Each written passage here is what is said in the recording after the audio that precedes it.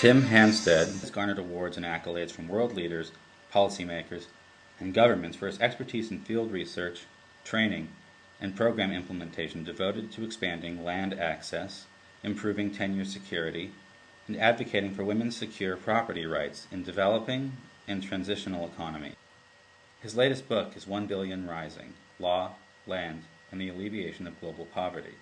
He is speaking with Ashoka Changemakers today in support of our competition, property rights, identity, dignity, and opportunity for all. The kinds of social innovators who typically enter Changemakers competitions are sometimes quite skeptical of government's ability to advance change effectively. What would you say to them to convince them the public sector is a worthy partner, and how do you approach working with the public sector? I often point out that it's only the government that can issue a land title or some similar document to formally recognize land rights.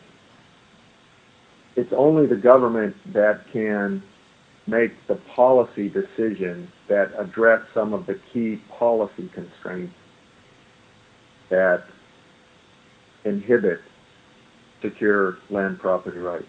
So cannot ignore the government.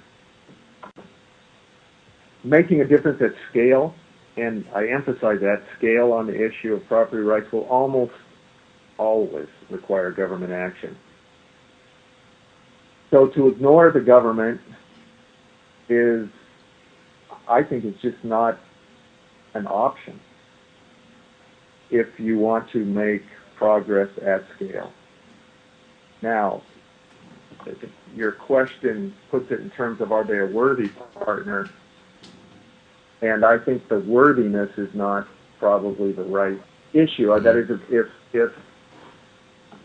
if NGOs are focusing on whether they're worthy, it may not be the right way to address it. It may, the right question for them to ask is the government essential to achieve the goals that we want to achieve?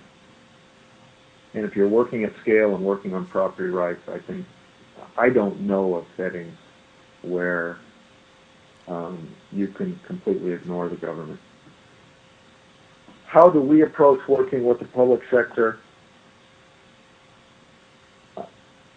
Our approach is to try to support the public sector in ways that will advance secure property rights.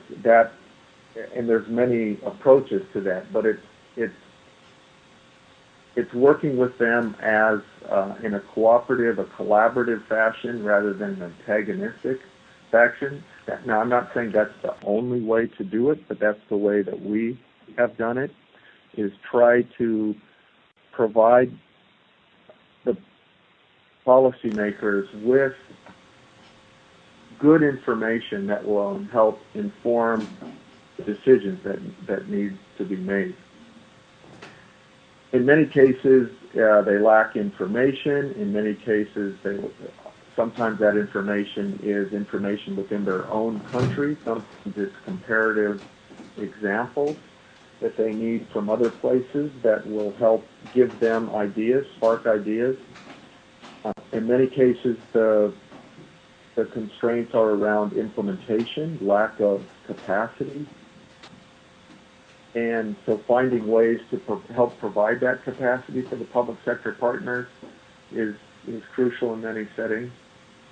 Is approaching the government generally from this collaborative, what can we do to support the steps that are needed, is what we have found at RDI can be a very, very effective way of approaching it, rather than identifying what the government has done wrong and pointing fingers and the name, blame, and shame game.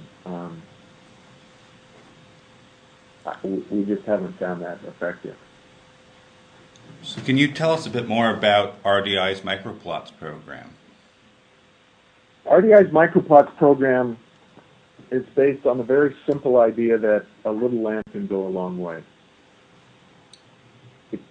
Like the idea of microcredit, we have seen in our work in many countries that while it might be ideal to give a completely landless family several acres of land, that trying to provide several acres of land to every landless family within that country is just not feasible. It's impractical. And it's easy then to get stuck there, to say this is it's impossible politically or financially to actually address the problem. And what we have seen from our research is that actually a fraction of an acre often for a landless family, while not as good as several acres, that fraction of an acre actually can do a lot to help transform their lives. For example, our research in India shows that plots of a tenth of an acre, even sometimes less, can produce all the vegetable requirements, all the fruit needs of a family, almost all of the dairy needs, by providing a place for to keep livestock. So all of these consumption and nutritional needs of the family can be produced on a tenth of an acre, plus an additional $200 of income per year, which is about as much as an adult wage laborer would make. So this nutrition, consumption for the family, extra income, a place to build a home, it increases access to credit, it provides that important dignity we talked about earlier. And most importantly, it's feasible to do at scale. You look at India with 15 million landless families or more, and providing a tenth of an acre to each of those families only requires about 0.5% of all of India's cultivated land. You could actually go out and purchase that land on the market at a feasible level.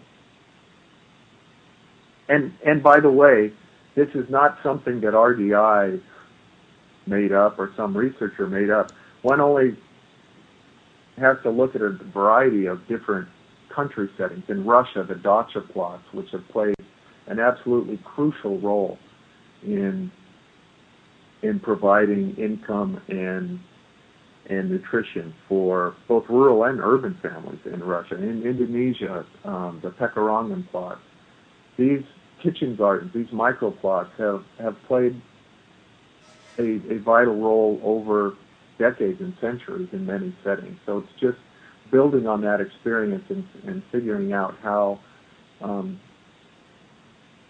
governments can help landless people by giving them something less than an acre in a way that's feasible and transformative. You have made comparisons in the past to the rural land rights situation in India and China. Unlike in India, most rural Chinese have a legal claim to the land that they cultivate. Land rights are not confined to traditionally capitalistic notions of land ownership. Is there something we can learn from communism in the global land rights movement? We have to get beyond the thinking that our Western concepts of individual private ownership are the only answer or the only way to achieve secure land property rights around the world. So there's two aspects I think that we can learn about, from positive learning from, I don't know if I could apply this broadly to communism, but certainly to the China setting. One is that with something less than full private or fee simple ownership, one can get secure land property rights, long-term use rights that are less than private ownership, can meet most, if not all, of the objectives that one would try to achieve with private individual rights. Also, in China, as in some other communist settings, the distribution issue, that is, who gets access to land, I think there's many positive lessons that can be learned from that. So distribution, egalitarian distribution of land, not completely egalitarian, but broad-based access to land is an important lesson to learn, and the idea that private ownership is not the only means to achieve secure property rights.